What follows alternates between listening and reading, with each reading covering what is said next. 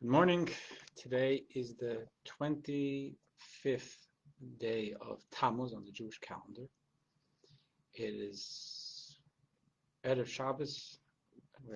Tomorrow we'll be celebrating Shabbos, and it's a special Shabbos, a Shabbos that blesses the month of Av, known as Menachem Av, a time of comforting, because Av is when we have Tisha B'Av, the saddest day on the Jewish calendar.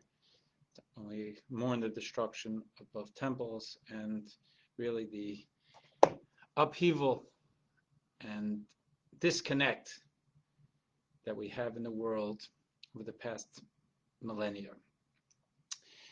And this Shabbos, we bless that month, and it's a power-packed Shabbos.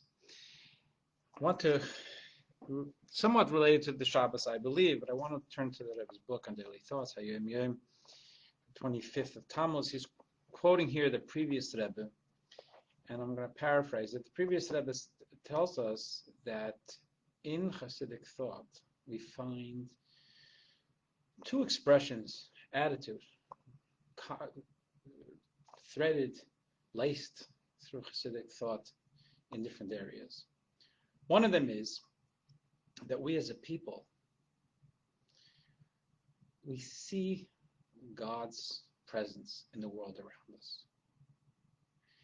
It may be a little bit beneath the surface, but instinctively, when things happen, no matter what we profess as far as our particular belief system, there's a sense that there should be, and there is an order to the universe, that there is God in the world, and whether it's in nature or in the events around us, we know that God is there, even when we don't know it. And the second, don't know it consciously. And the second expression is that we don't want to disconnect from God, and we actually can't disconnect from God. And the previous Rebbe goes on to say that the two expressions and attitudes are really one.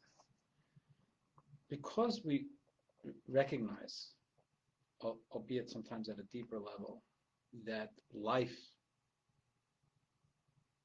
is God's gift, that God is the stuff of life, and the things we experience are not us experiencing and thinking whether there's a God outside us or somewhere up in the cosmos beyond Pluto. Deep inside, we know that God is in the air we breathe, in the DNA we have that makes us tick. That's why we don't want to disconnect, and we can't disconnect. How do you disengage from your own DNA? How do you disengage from the life that you live, from the air that you breathe? And I think that it's an important thought to bear in mind as we're heading into Tisha B'Av. And Tisha B'Av is a time when it is a sad time, but it's not a time to marinate in sadness. It's a time to recognize that the world has problems, the world has struggles, and it's a time for us to do whatever we can to correct those struggles, to soothe the pain, to heal the fractures, and then to turn to God to say, we're doing all we can. Remember, not then, concurrently, turn to God and say, there's only so much we can do on a human level. God, please help us bring Mashiach. And I think that when we're focusing on disconnect, when we're focusing on a world that seems abandoned, that seems to be a jungle, it's important to remember that while we're recognizing the fracture of the world, deep inside we know that it's at a surface level, it's a distortion of the true divine reality, which is wholeness. And just to throw in my own thoughts, when we say the Shema today, tonight, tomorrow, we say it twice a day, and we declare oneness of us, of the world, and godliness, that there is really no disconnect, it's oneness. We cover our eyes. And we cover our eyes because the surface reality, the surface image, tells us a different story. We don't see oneness. We see fracture. So we cover our eyes and we say, God, I love you. I know there's oneness. Help it become the surface reality. And that's a message that takes us into the month of Menachem, of the comforting because we recognize the destruction, the splintering